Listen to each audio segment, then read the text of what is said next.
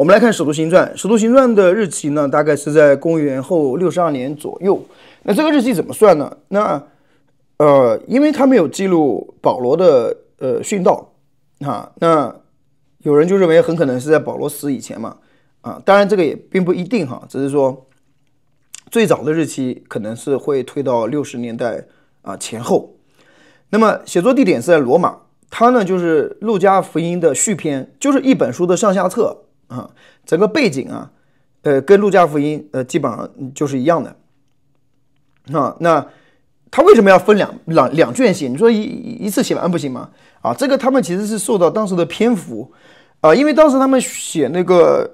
在那个时候，就是在使徒们写圣经的时代啊，他们还没有发明我们现在那种就是那种书哈，就是你现在书可以写好多页嘛，是吧？可以装订成册。那个是后面抄写圣经的人发明的。就是我们现在书的这样的一个模式，就是正反面都写上，然后把它装订到一块儿。那在那个时候还没发明之前呢，他们还是一卷一卷的，所以他们那个一卷呢大概有10米长啊，所以你就在上面写嘛。所以那路加福音可能要6、7米那使徒行传可能也要7、8米，所以说他不可能在一个卷上能够完成路加福音跟使徒行传。所以他必须要分2个卷来写啊，这个也是他可能就是有上下篇的一个原因。好，那么首先我们来看《使徒行传》的一个最核心的一节哈，就是整个《使徒行传》的结构啊，就是可以说就是这个1章8节，这里面要处理很多的问题啊，知道地级的问题啊，提到末世圣灵的浇灌的问题，还有讲到这个安舒的日子哈，那跟这个1章8节的关系，所以我们来看1章8节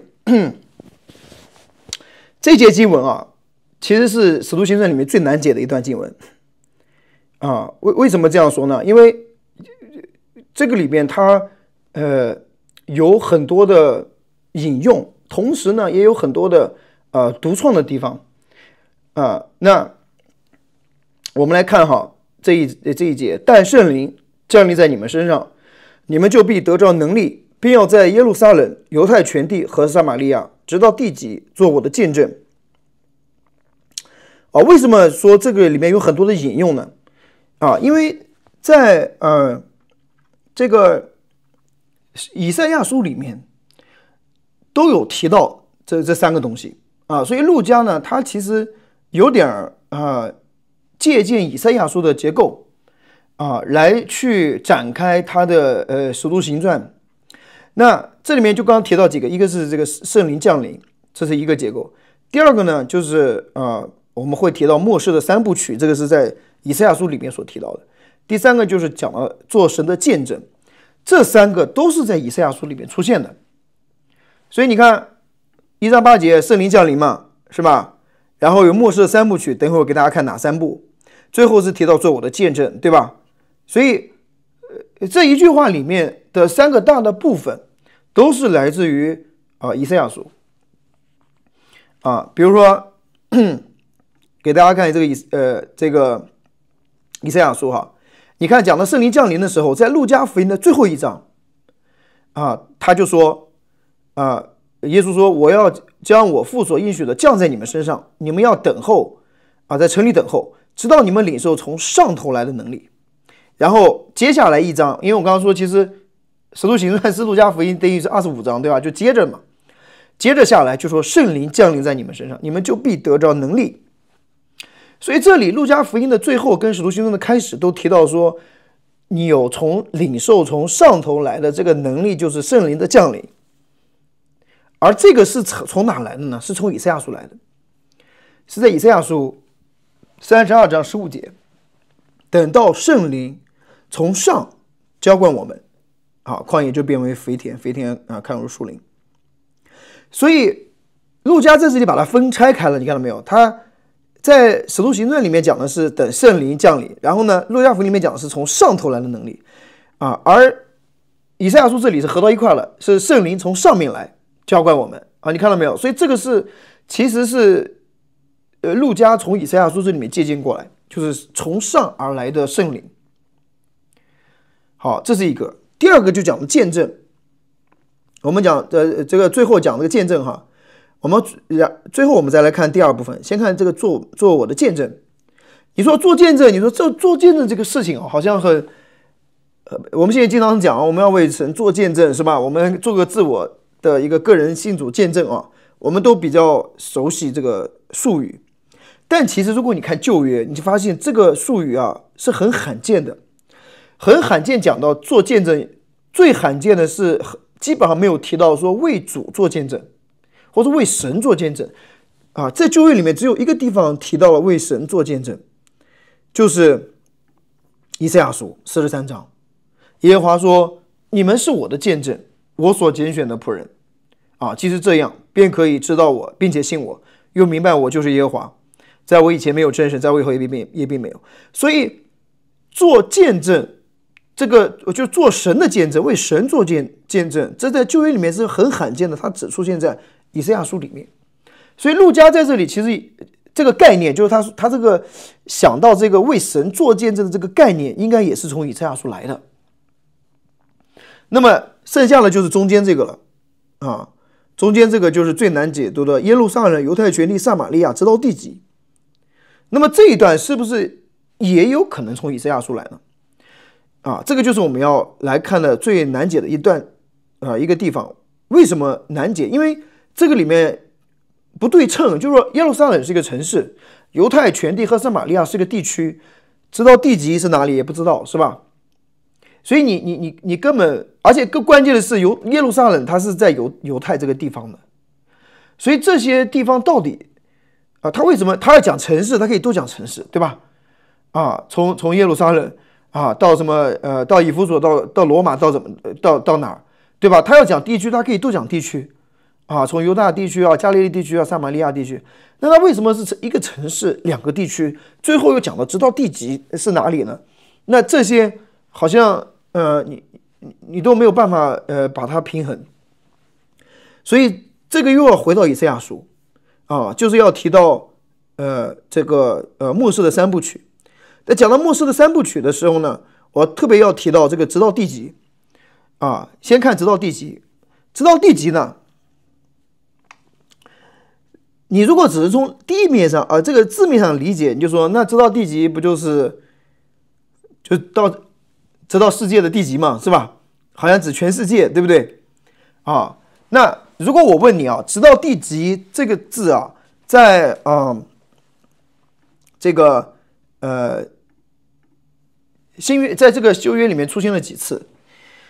我这样说就直到地极这个术语，它在整个希腊文献当中，从荷马一直到路加，总共出现了几次这个是很关键。因为这个概念当我们不熟悉的时候我们不能想当然的认为直到地极就是直到全世界，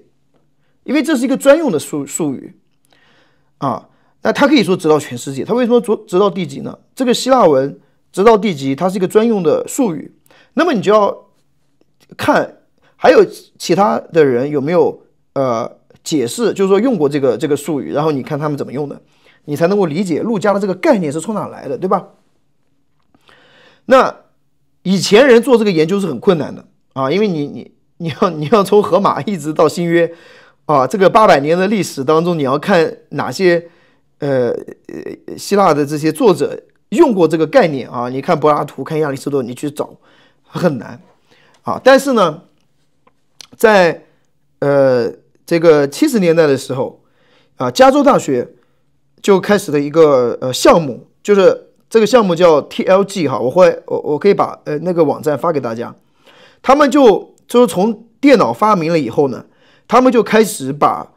古典的这个希腊的文献全部数字化就是说把它扫描，然后呢把它检索存到这个电脑当中网络里面。所以呢这个项目就一直在进行那把从这公元前800年从这个荷马开始一直到到这个教父时期可以说所有的希腊文的文献基本上都放到这个网站上。所以现在呢你要搜一个术语谁用过，你在那网站上一点一搜，它所有的全部都出来了，哇，非常方便，不像以前，那你要找都那个是很难的，对吧？那这个网站呢，如果我没记错的话，应该是2019年的时候才第一次被北京大学引进啊，所以你看啊，中国做这个西方文学研究哈，在这个方面其实比西方落后了大概50年。为什么？因为你做这个西方文学研究的话，你不可能不看这个这通用期的希腊文，对不对？那你要看原文的话，你看柏拉图，看这些这么多的希腊作者，你没有一个检索系统，你怎么去对比呢？是吧？所以这个网站是很厉害啊！有了它以后呢，可以说直到今天，所有做新约研究的人都离不开这个网站所以他就要看，这个术语、这个概念，它到底是从谁开始的？如果柏拉图首先用到这个直到地极，那么你就知道说，这个概念可能是他提出的，那他在什么地方用就去看了那你就搜了你搜，你发现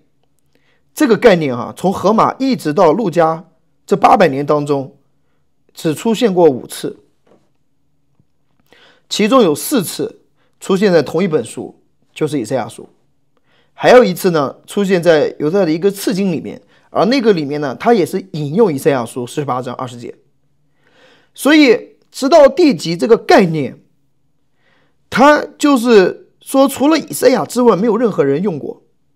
当然我们说的这个希腊文那个，当然这个是70世纪本因为路加引用的是70世纪本所以你就会想那既然在所有的希腊的这些作者当中都没有用过直到地极，只有以赛亚用过，那么你就很正常的推断说，路加的直到地极这个概念也应该是从以赛亚书来的，对不对嘛？这个很合理，是不是那因为只有他用嘛，所以你看以赛亚怎么用这个直到地极。我们比如说举个例子他都是说这个比如说49章6节，他说我现在他说，你做我的仆人，使雅各众支派复兴，使以色列中得保全的归回尚为小事，我还要使你做外邦人的光，叫你实行我的救恩直到地极。而且路加也引用了这一段，在使徒行传里面，在使徒行传这个13章所以你看他在第一章就说直到地极，然后他自己后面也引用，对吧？引用以赛亚书，明显的一个线索就让我们知道，他这个概念就是从以赛亚书来的他引用以赛亚书说什么？我已立你做外邦人的光这直到地极，叫你施行救恩直到地极所以这个里面呢，你说那以赛亚在用直到地极的时候，他在这里是指什么？这里就很清楚了，因为在你知道希伯来文的一个文体里面它特别讲究一个对应对照。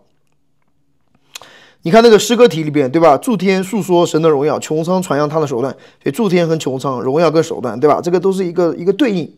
它是一个意思的不同的表达方式。而在这里也是有个对应的，我立你做外邦人的光，然后呢直到地极。所以在这里它很明显的是把什么和什么把什么跟直到地极对应到一块了，外邦人。所以当以赛亚在用直到地极的时候，他脑子里面想的是什么？外邦人。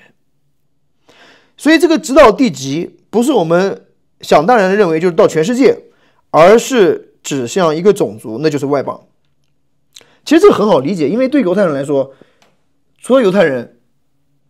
就是外邦人，没有美国人，没有中国人，但都是外邦人，是不是？所以对犹太人来说，外邦就是地极，对不对？因为除了他们之外，其他所有的种族都是外邦人嘛，是吧？所以对于犹太人来说，他们就是不管是中国人韩国人、日本人，对他来说都是地极，都是外邦人。所以在这里路加引用的时候说从耶路撒冷、犹大全地、撒玛利亚直到地极到外邦人，这里呢又会形成一个问题，就是说耶路撒冷是一个城市，犹大撒玛利亚是一个地区，地极如果按照以赛亚的使用是外邦人的话，那么这个是缺乏一个平衡性的结构，是吧？那这个到底路加在表达什么？这个怎么样我们说它是使徒行传的大纲，是吧？它这个大纲是怎么设立出来的？所以我们就要提到以赛亚书里面。那你又要回到以赛亚书，因为它引用的地基是以赛亚书，所以你就要回到以赛亚书里面的讲到这个救恩的时候，它有什么样的特点啊？这就我们要提到以赛亚书里面的末世三部曲，就是这三部。好，那哪三部呢？第一部，福音先到耶路撒冷啊；第二部，神的子民要重组啊；第三部，这个福音到外邦人。所以在以赛亚书里面，上帝末世的拯救，它是分三个步骤的，分三个阶段。第一个，福音首先来到耶路撒冷；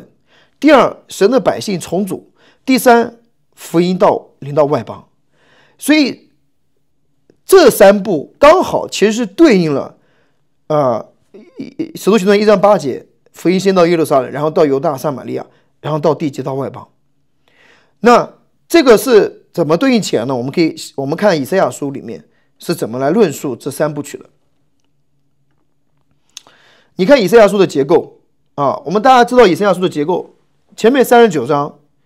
是一个部分，对吧？后面27章是一个部分，很像这个圣经写旧约和新约。那么它的转折点就在哪里呢？那就是40章，是吧？前面39章都在讲审判，后面27章就是讲救赎，而这个转折点就是40章第1节，说你们的神说你们要安慰我的百姓。这个就是神的救恩的来到。还记得我们讲登山宝训的时候特别讲到这个安慰百姓，对吧？不是说他很伤心我安慰你，而是指向神的救恩要来到啊。所以你听汉德尔写的弥赛亚第一句话就是这个啊，你们的神说你们要安慰我的百姓，就是表明神的福音要来到了。如果你看路加福音3到4章，我们之前提到耶稣的就职演讲啊，那也是引用以赛亚书这一段40章。所以福音是先到哪？你要安慰我的百姓。福音到第2节，你看怎么说？先要对耶路撒冷说安慰的话。你看到没有？福音先到哪？先到耶路撒冷啊，说你征战的日子满了，他的罪要赦免了啊，耶和华要拯救他，对吧？好，你看这第一步，先到耶路撒冷。然后呢，到第9节说报好消息给西安的，你要登高山啊；报好消息给耶路撒冷的，你要极力扬声不要惧怕。然后到犹大，是不是啊？然后呢，这个40节的时候说主耶和华必向，就讲到这个神的这个子民的重组了哈啊，主耶和华必向大能者临到，他的膀臂啊为他掌权啊。那这个地方他就开始讲以色列的重组。而讲到这个以色列重组的时候，有3个部分。哪3个部分呢？第一个就是12支派的一个重组，等一会儿我们会看经文。第2个部分就是被掳归回。第3个就是南北国的合一。所以这3件事情一旦完成，就标志着神的百姓重组了啊，神的子民重组了。使徒行传第1章的时候，其实这3点都有提到，就是12支派的重组、被掳的归回和南北国的合一，那标志着神子民的重组。那路加是怎么提的？你看啊，这个我跟大家好像之前有讲过，对吧？路加在讲数字的时候啊，讲完历史的时候，对吧？他不仅仅是记录数字，他背后有个神学要表达。所以我们讲到使徒行传一开始的时候啊，神的百姓聚集，那这个时候他们等待圣灵的降临，那这个时候有120名，所以这个12很关键啊。那接下来他们把马提亚摇出来，这个还很有意思。你看路加他记录马提亚花了很多的这个时间精力记录马提亚，可是你发现到最后再也不提他了啊，好像他做什么你都不知道啊。这个按照一般的写作的这个技巧来说，不应该这样的。你花那么多的笔墨介绍一个重要的人物登场，后面完全不提他，因为在这里路加的重点其实并不是马提亚，重点是把那个12个使徒要把它补选，这个就有点像12支派的重组，就是说少一个不行，对吧？这12个使徒就明显的是预表着旧约的12个支派，只不过他是新约的，对吧？12个使徒代表了这个教会的成立嘛，好像这个12支派又重组了。另外一个他也提到了被掳归回，在第2章的时候，这个路加也提到说，有虔诚的犹太人从天下各国来住在耶路撒冷。好，所以这里面的重点来了，在第2章他说这些人来从天下各国来是犹太人，不是外邦人，同时他们是来到耶路撒冷。那路加花了很多的篇幅从第9节到第11节描述他们从哪来。这段经文我们很多时候读就读过去了，是吧？他说什么帕提亚人、马代人、以兰人住在米索不达米亚、犹大、加帕多家、本都、亚细亚、弗吕加、庞菲利亚、埃及的靠近古利奈、利比亚，从罗马来的，或是犹太人，或是进犹太教的人，克里特、阿拉伯人。你看他为什么花这么多篇幅在讲耶路撒冷周边的这些城市，这些人他们都是敬虔的犹太人，从各个地方来到耶路撒冷。这个就是给我们一个意象，让我们看到说这些犹太人好像就是被掳归回一样，所以他们被掳在外邦不同的城市、不同的人群当中，但是他们现在都来到耶路撒冷，当然是因为过节，是吧？他们都来到，但路加就在这里给我们一个意象，让我们看到说这个好像被掳，你要知道在当时犹太人还是没有自己的国家，他们还是处于一个被掳的状态，对吧？他就用这样的一个方式来形容这个神的百姓被掳归回。然后南北国的合一，这个在以赛亚书里面也提到，他特别讲到说这个以法莲的妒忌就必消散，然后犹大的必被剪除，然后以法莲就是北国首都，必不嫉妒犹大就是南国嘛，对吧？然后犹大也不害以法莲。其实在以赛亚书里面他有一个概念，就是当神的子民重组的时候，被掳归回，12支派重新的回来，同时南北国也合一因为大家也知道这个原来以色列这个分裂，对吗？那南北国的分裂呢，就导致他们没有办法真正的重组，所以有个预言就在这里北国不嫉妒南国南国也不害北国，意思就是他们要合并。所以这里呢，在你在读犹太全地跟撒玛利亚的时候就不一样了。为什么这样说呢？因为你提到犹太的时候，你自然会想到这个犹大地嘛，这个南国。那么你说北国这个撒玛利亚这个是不是一个就是说撒玛利亚在那个就是代表北国的首都，是不是？所以从这里呢，其实他提到犹太和撒玛利亚的时候，他更有点指向是南北国的一个怎么说，就是说因着福音的缘故因着圣灵的降临他们可以福音都可以来这个统治他们可以在福音当中来合一这个就有点像我们讲这个比如说首尔跟平壤，或者讲北京跟台北，当你提到这个两个城市的时候，那我们现在的人就会比较清楚的知道你在讲什么，对吧？好像指大陆统一了，是吧？或者是北朝鲜跟韩国统一了，是吧？你其实是有这样的一个，就好像说福音先到了这个首尔，然后又到平壤怎么样那其实你一个暗示就是福音把这个国家也统一了，你懂我的意思吗？它是指一个属灵，当然是指一个属灵上的统一。所以在这里提到犹大和撒玛利亚的时候，其实他是在指向让当时的犹太人呢，其实是想到这个已经灭亡的南北国因着福音的缘故呢南北国可以合一。所以这个末世的3部曲其实呢就是福音先到耶路撒冷，然后呢神子民的重组路加在这里提到了12支派的重组，接着12使徒的重选和被掳的归回和南北国的合一，然后呢福音到外邦就知道地极。所以这里呢福音到地极这件事情福音到外邦这件事情成为了福音的最后一步就是说，福音已经到了耶路撒冷，然后呢，也把这个南北国神的子民也充足了啊。那接下来就是要临到外邦，这也是路加福音的一个使徒行传的一个核心，就是他要描述使徒们是怎么把福音带到外邦的啊，相当于在使徒行传的开头，路加就用这种方式来对读者说，你知道吗？以赛亚书里面的预言现在已经实现了，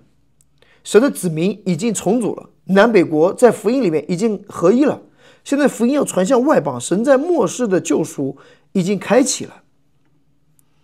啊，所以这个是很重要的，对不对啊？那么但是这里面呢有一个问题，就是讲到这个撒玛利亚的问题啊，我在这里跟大家简单的说撒玛利亚啊，为什么呢？因为撒玛利亚在当时它是一个地区，它已经没有这个城市了。在使徒行传8章5节的时候提到腓力去给那个太监去施洗，特别讲他下撒玛利亚城。这个我们又要回到历史的问题了，就是当时的人看到这里会很不解，为什么呢？因为当时没有撒玛利亚城因为那个时候在路加的时候耶稣的时代，撒玛利亚城早就在之前的罗马是为了这个纪念罗马的皇帝的改名了叫做 Sebastian， 就是说他是纪念那个皇帝的名字，那把那个城市已经改名了，它不叫撒玛利亚城，但是地区还有，你可以说那整个地区都是这个撒玛利亚地区，但是没有撒玛利亚城。可是如果你看我们的这个翻译的版本的话，我们中文翻译的是撒玛利亚城，对不对吗？那这个就明显是一个什么？是特指的嘛，对吧？就是你读到这里，你肯定会想这是特指的，就是这个撒玛利亚城嘛，这个城就叫撒玛利亚，是吧？可是如果你看原文的话呢，很有意思，在原文你发现它是有一个定冠词的。那和合本的翻译其实是忠于原文的，因为有了定冠词，你就是翻译 the， 对吧？就是你就是特指嘛，你就要翻译撒玛利亚城。但是如果没有这个定冠词的话，那你就要翻译的是他下到撒玛利亚的一个城当中，具体哪个城不知道，但是是撒玛利亚地区的一个城。所以你知道，你看英文版本，你就发现英文版本就有这个问题比如说 NIV 他们翻译的时候不是有定冠词，原文有定冠词，但是他故意把它翻译了一个不是特指的。为什么？因为这些翻译的圣经的学者在翻译的时候他们很纠结，因为他们知道那个时候没有撒玛利亚城，不能用这个定冠词特指，所以就改了一下就翻译的时候就把它改成 a city in Samaria， 所以因为他们觉得路加搞错了。那这个时候我们就又要回到使徒行传第8章，我给大家看这个经文。那如果路加是故意的呢？他难道他在写的时候他不知道那城不叫撒玛利亚城？他知道，但他为什么特别指这个撒玛利亚城？这就是我们刚才要回到那个南北国的那个话题了。好，我们现在看这一段经文就是说，首先在这段经文里面福音传到撒玛利亚然后呢他遇到了一个埃塞俄比亚的一个太监那在这个当中如果你认为这个故事的重要性就是福音传给了外邦人的话，那么这里面就有个问题了，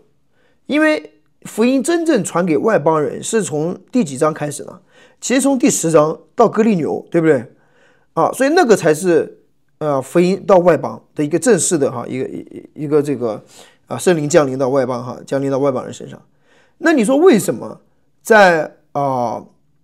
第8章就是在哥利牛的之前会记录一个埃塞俄比亚，他也是个外邦人是吧？来就是说为什么记录这个呢？那它的重要性是什么？是不是强调说福音到外邦了呢？所以这个时候你就要看陆家在这里强调他的身份到底强调什么身份。你注意啊，这个埃塞俄比亚的太监有2重的身份，第一个身份就是他是一个外邦人，对吧？还有一个身份，他是一个太监。那我问你，你看陆家的描述，他更多是强调这个埃塞俄比亚人是一个外邦人，还是更多强调他是一个太监？你往后读，对，你往后读，你发现，就之前说了他是埃塞俄比亚，就古时啊，那他去耶路撒冷做礼拜，他为什么去耶路撒冷做礼拜？你想没有想过这个问题啊？他对道比较有吸引吧，他想要得到。他去耶路撒冷是去哪儿做礼拜？是去圣殿里面，对吧？他是想，他这些可能是就像陆家一样的哈，就是说信了犹太教的外邦人是吧？他们也想要遵行这个犹太教的礼仪，但是你要知道，他去到耶路撒冷要到圣殿里面献祭这些，他能不能进去？他不能进去，他是个太监，是不是？所以呢，这个很有意思啊。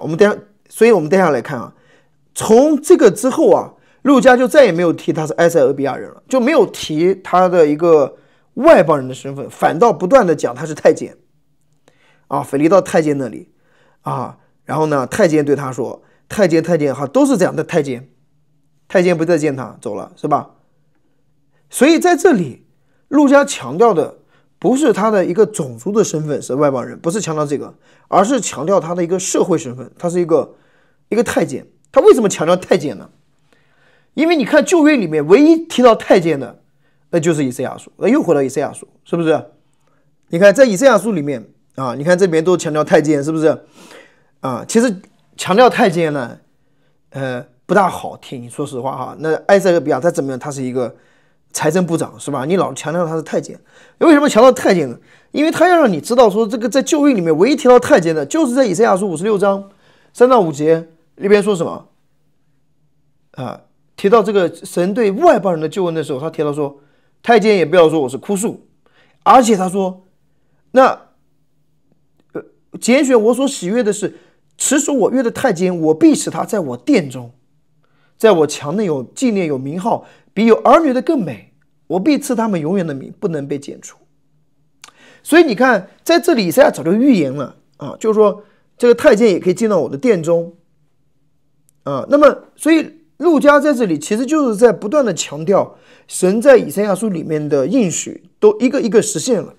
所以在这里看到这个太监，我们最后看到这个太监怎么样呢？他有没有去到圣殿了？没有了，对吧？他受洗了，他遇到主了，他要去圣殿干嘛？他就回去了，是不是那他就真正的得到福音了，他真正的进到神的殿当中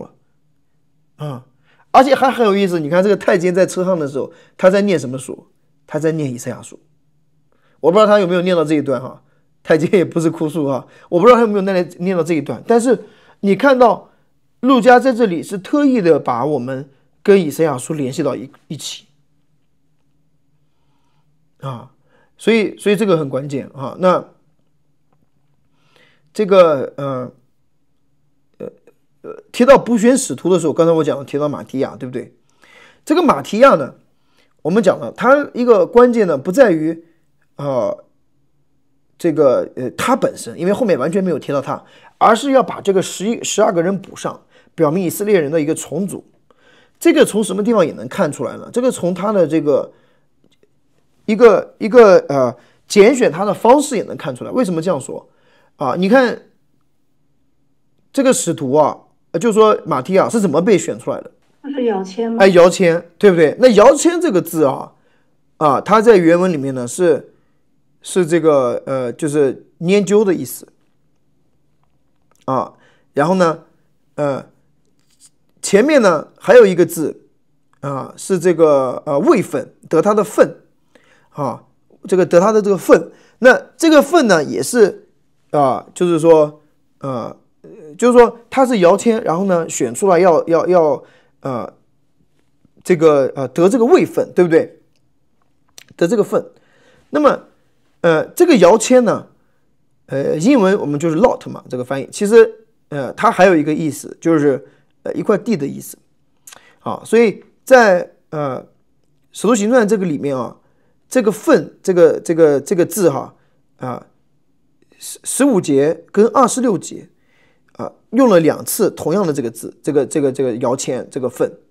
啊，但是是2种完全不一样的用法啊。在第15节的时候，他讲到的是一份啊，就是他在使徒上这个17节我给你看一下，就是得了一份啊，就是17节他本来是列在我们书中然后呢在使徒的职任上得了一份，这个一份和这个摇签是同一个字所以这个份本身也就是有这2个意思，刚好这2个意思他都用了。那这个有什么特别的地方，就在于这一个字2种不同的意思一起用的时候，它在旧约也只出现过1次，同时就是一个字2种用法同时出现，就是在民数记26章55和56节。那在这里呢他就是说抽签，就是摇签嘛，拈阄，然后分什么？分地分地。那这个分地就是他们进入到迦南的时候，他们12个支派就是要去划分这个应许之地嘛，是吧？那这个抽签跟得到这一份其实在这里就跟这个有点对应起来，就是说为什么补选他呢？不能少一个，11个就不行，必须是12个，因为这个是要面对的应许之地，上帝要12才能可以完全，对吧？那所以在这里他们好像是在模仿民数记的那个时候的抽签。其实你知道他们那个时候分地的一个重要意义是什么吗？分地的重要意义就是我这块地占领了，我们这个国家成立了，我们的子民建立了嘛，对不对嘛？那在古代的时候就是分地来象征说我们这个子民成立了那在这里也是一样的，11个使徒不够，然后呢要12个选满了以后呢补全了之后呢，就表明什么？表明我们的这个神的子民也成立了所以要把这个12补上，这个很关键，这个数字很关键。所以这也是为什么到后面外邦人信主的时候也是12我之前有提过为什么他强调12就是表明这个神的百姓他要这个重组所以我们再回过头来看使徒行传1章8节，在这里你就会看到它整个的架构是借用以赛亚书来去强调这个圣灵的工作在末世就是在以赛亚书里面应许神的救恩来到。那在使徒行传第1章第2章里面就强调说这件事情现在已经成就了，圣灵已经降临了，福音呢开始要先到耶路撒冷这个就是旧约这个以赛亚书里面提到的神的救恩从耶路撒冷开始，然后呢犹太和撒玛利亚表明了这个整个南北国的一个复合，神子民的一个重组，然后呢直到外邦人福音传到外邦，那表明救恩这个3部曲呢就成就了就开始继续了所以呢路加在这里其实就是要告诉我们说，神在旧约里面主要是以赛亚书里边的应许预言，现在借着圣灵的降临已经开始实现了所以它的这个架构很清楚，就是我们后面看这个福音的传向也是你看到先在耶路撒冷，然后到犹太地，到撒玛利亚，然后你看就保罗就开始他的宣教旅程传向外邦，是吧跟这个路线也是一致的这个是很有意思的。他要让当时的犹太人知道说你旧约，所以他并不是说否认旧约，而是说神在旧约里面的应许，神的救恩，对吧？以赛亚书早就预言了神的救恩要来40章是吧要来到耶路撒冷，然后到这个犹太权利，然后到这个外邦现在神已经开始做了就让他们知道说神的应许现在就开始实现了这个是他写这个使徒行传的一个目的，就让人们知道说神的救恩的这个进程已经开启了我想当对时的听众或者读者我不知道这个《使徒行传》的这个读者是指外邦的信徒嘛？那他当中熟悉这个犹太历史的，就是也是说熟悉以赛亚书的这个受众，在《使徒行传》的这个读者当中占的比例，不是他的重点的人群吗？我的意思是。对，他们这一群人敬畏神的人都是很熟悉旧约，然后呢，但是呢，他们对新约的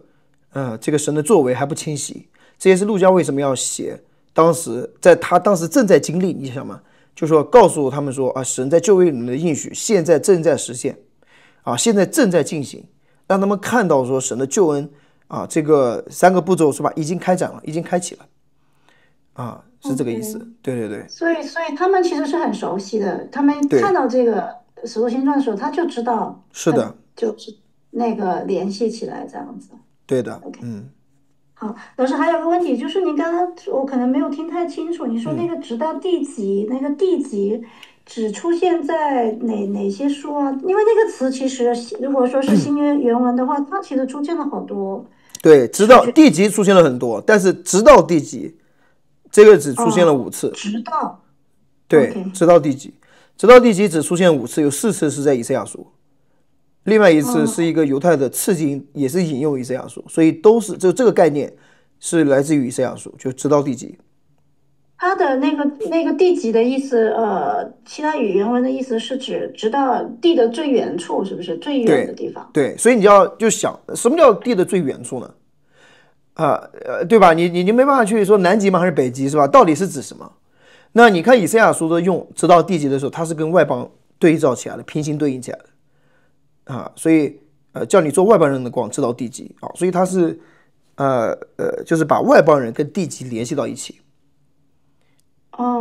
是这样。外邦人跟地级连在一起。对，就我的理解就是这个地级是带有某种意义上的文化和归属身份的。对，这个地级不是一个地理概念。对，就是你哪怕离他很近，你是外邦人，你也是地级。对，是的，是这样。对，所以它不是个地理概念，它是个文化和身份概念。对，是的，所以这里说传福音到地级是指传福音给万民，给所有的外邦人。对犹太人来说就是这样的，因为传福音给地级就是给外邦，因为对他们来说所有的人除了他们就是外邦人嘛，对吧？就没有第3种人了。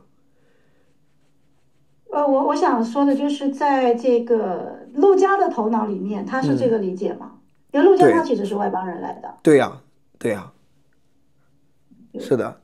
就是传给万邦万族的人这跟那个大使命是一样的。耶稣说的是万民做我的门徒然后他这里就是并在耶路撒冷、犹太全地跟撒玛利亚，他这个撒玛利亚是没有原文里面是没有加冠词的，它就是指一个地区或者是什么，就是不是那个特指的那个城吧？对，这里不是特指所以我们在讲撒玛利亚的时候呢，当时的人他们肯定会联想到就好像说这个我们说北平的时候，你肯定会联想到以前那个历史，虽然这个名字改了，但是那个历史还在所以我想这个是就说让他们看到说为什么从犹太到撒玛利亚这2个本来是不相往来的地区，在南北国分裂的时候2个首都是吧，大家都互不来往都是一个分裂状态，那你怎么让它合一呢？最后看到是福音让他们合一，福音传遍了，到了犹太，到了撒玛利亚使犹太的人和撒玛利亚人在福音当中成为弟兄姐妹，那不就合一了吗？是不是所以从这个角度来说，咱们大陆的跟台湾的信徒那也是合一了嘛是吧虽然地理上还没有这个什么统一是吧，或者是怎么样，那但是我们在基督里是合一的，是不是？那外面国家合不合一那就是其次的事情了，是吧？所以路加在这里更多其实是提到属灵的这个层面并不是指向一个属世的这个国家或者是这个层面。